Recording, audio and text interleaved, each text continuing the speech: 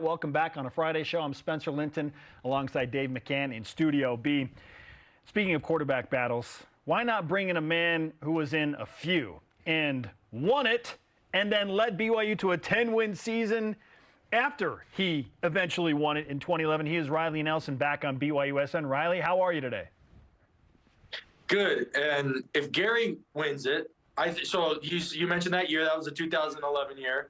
I threw 19 touchdown passes in 9 games. 8 games. Woo! So if I can do that, and if I can do that in 8 games, he can definitely do it if he wins it out in the fall camp. Now it's going to be a little bit harder, but no, it was. Quarterback battles are great things, man. They're good for the team. They're better for the individual players. At least that was my experience. So we shouldn't be fretting too much, and I'm sure we'll get into our line of questioning, but I'm much more concerned with the other, 10 guys on offense and the other 11 guys and their development. I think you got some bigger concerns there, but alas, we are in a, football's a quarterback-centric game, and so that's what everybody's most concerned about. Yeah, that sounds like a quarterback's take. Everyone else, I got the other guys who I got my house in order here. So over there at BYU's house, they're doing split sessions at practice, really kind of running 2 practices at the same time so those 4 quarterbacks can get the same amount of reps. Do you like that strategy, and does that help bring this battle to a close sooner? I think it does. I think on your evaluation, you have to the initial quarterback battle that I was in, so replacing Max Hall leading up to 2010, we were trying to install. So Coach and I knew my skill set. And actually, not that I'm going to take credit for all of Taysom's, about 10,000 rushing yards or whatever, but I want to take credit for at least 500 of them, because leading into that 2010, they saw my skill set. They saw my high school film. I was a 2,000-yard rusher my senior year in high school, as well as a 4,000-yard passer. And the staff, Robert, actually had gone and spent time with Dan Mullen, who had recently left from Florida. He was offensive coordinator in Florida and architected all the Tim Tebow stuff. Had recently left to Mississippi State and was doing some really cool stuff in the quarterback run game. And Robert and I loved it. Mark Weber, offensive line, loved it too. Quarterback run is awesome because it makes targeting and blocking up the defensive front. It just gives you so much more freedom, because now you don't have a wasted player in the box. The quarterback counts for an active player in the box. Anyway, we started the install in spring, but really went heavy on the install in the fall, because that was after they had spent the time with the staff out at Mississippi State working on these QB run concepts. And one of the things I felt like made that competition so tough was a lot of my reps in 11 on 11, because that was the only time you could see them in live bullets, were spent repping this QB run package. And of course, Jake's reps were spent running kind of the traditional West Coast BYU, play action, drop back type thing. I still got some of that, but I got it to a lesser degree. And so we got through probably 10 practices, and, Coach Dolman was wide open with the transparency in the quarterback. And I had about half or less than half of the passing attempts. And it was just evident that it's really hard to make an evaluation if you're not doing the same thing with the different quarterbacks. You need to take the quarterback and place him different quarterback in the exact same model in order to best identify who's the best one to run the offense. So from what I understand of BYU, they're doing that. They're not doing what we did. They don't have a Bohannon package. They don't have a Retzlaff package. They're not mixing things up. Rather, it feels to me like they're running, it's the same script, call it 12, 15 plays with one guy. All right, he's out. Next guy in, we're running those same 12, 15 plays. And that has 2 good effects, in my opinion. One is what I just mentioned. It allows for a more neutral or objective quarterback evaluation. The second thing is, I'm a believer that you can never rep your base stuff enough. So those offensive linemen, those wide receivers, getting those reps on those same pass protections, those route combinations, the blocking combos. Too often you get bored a little bit in fall camp, and you're like, well, let's throw in a bunch of wrinkles, and you're messing with motions and formation, things like that. I'm a believer of doing, stick to the fundamentals, be great at the fundamentals, and then as the season comes along, you can, add a tag on here, or a motion there, or something, but become great at the fundamentals. So I know it's early in fall camp, but I like what I hear is coming out of it so far. Riley Nelson is on BYU Sports Nation. We heard Brandon Doman reference your quarterback battle with Jake Heaps in 2011 specifically when he joined us a few days ago, Riley, and he said, it was clear when we made the change, even before the change, that the team had rallied around Riley and they wanted him to be the guy. Now, I know that is a nuanced conversation, but your coach said it was clear. So what are the key indicators that make it clear that a team is rallying around a guy, specifically maybe here in fall camp?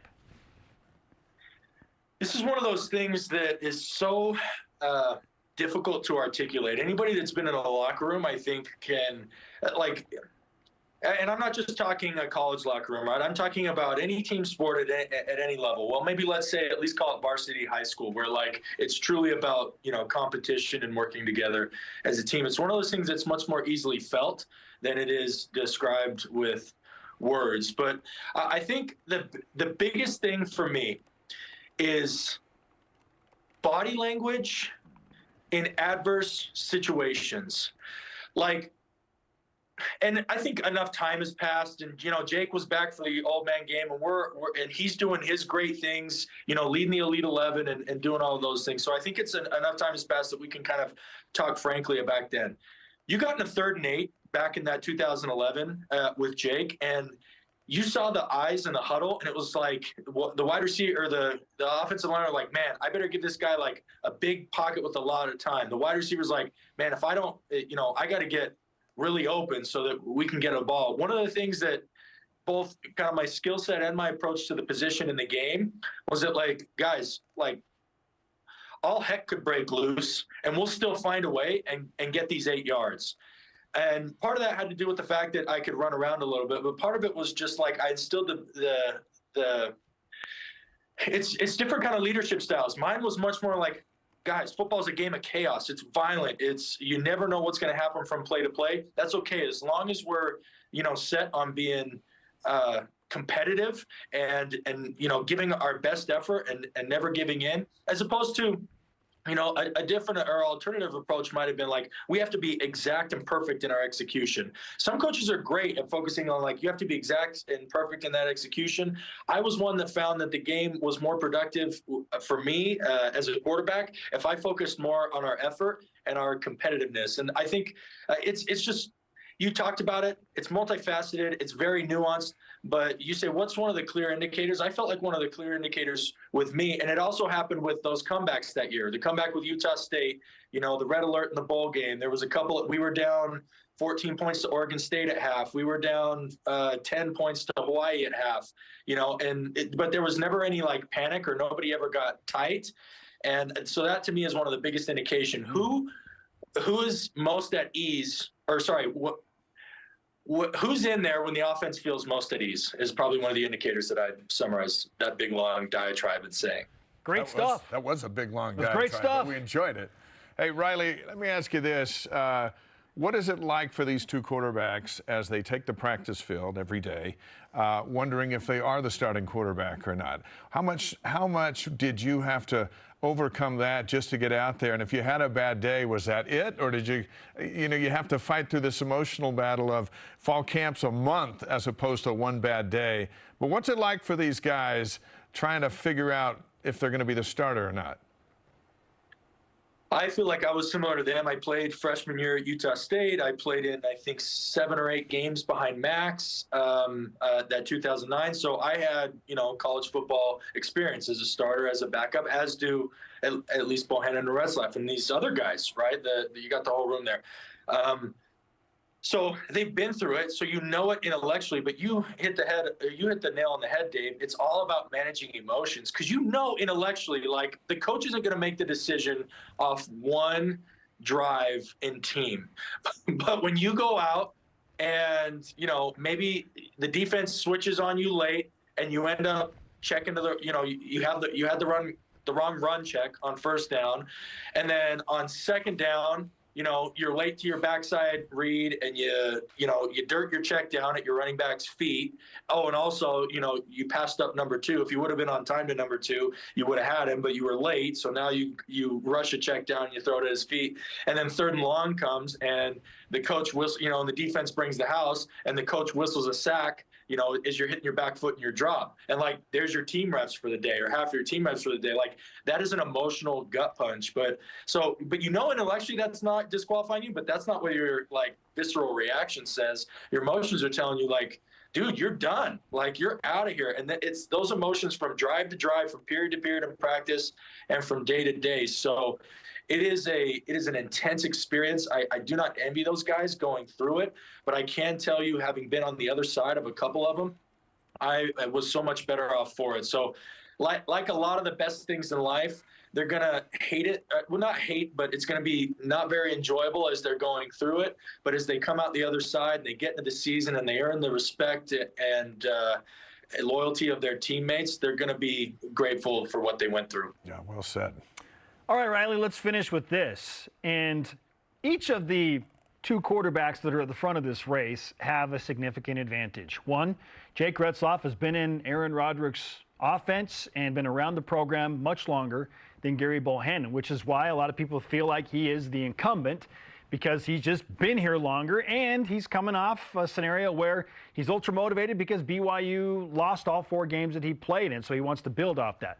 Gary Bohannon is the proven commodity, but it's been a long time since he did it, and now we're hearing that his arm is healthy. He's a great athlete, but he's got that natural confidence because, again, he's been in several more battles. So considering those two things, if you were to pick a starter on August 2nd for the Southern Illinois game on August 31st, which way are you leaning right now?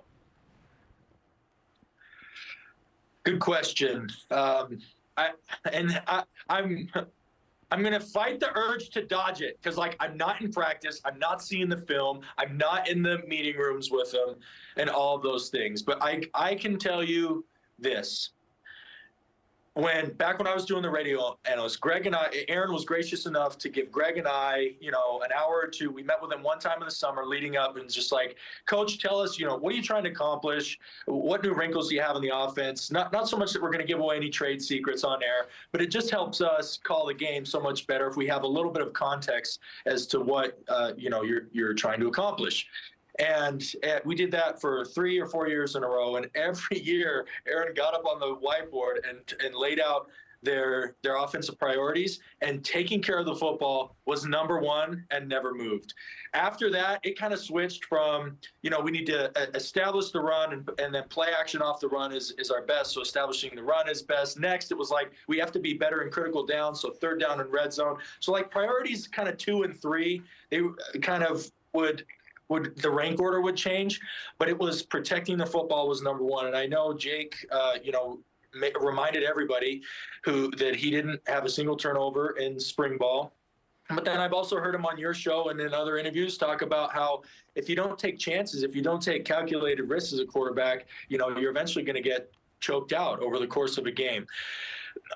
All that said, Bohannon played under Grimes. Grimes and Roderick were 2 peas in a pod, before Grimes' departure. I think philosophically they approached the game very similar in a lot of ways. Their play calling might be different. The formations they like might be a little bit different. But philosophically, as it relates to starting with protecting the football, number one, great O-line play, number 2, and then a quarterback's ability to lead his team and lead the huddle.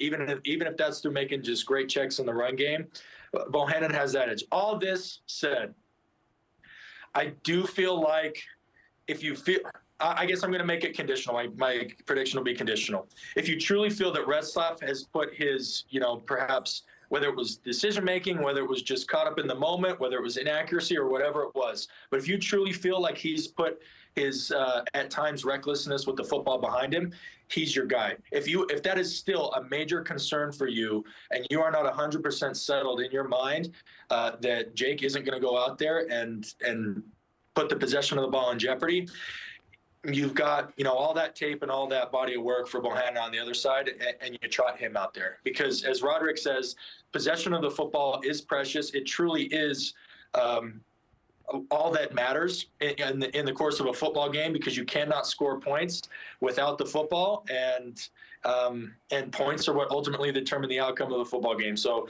there you go. There's my conditional prediction. Was that it's an election year. Was that slippery enough for you guys? Yeah. You have my vote, Riley. Seriously. You have my vote for sure. Talking both sides. I got Camp Bohanna, I got Camp Retzlaff. I don't know, guys. It's tough. As long as you come out on August 31st and say, see, I told you, that would be the ultimate political approach. Just like I called it. As usual, thorough and insightful. Thanks, Riley, for the time. Thanks, fellas. Good to see you. The great Riley Nelson.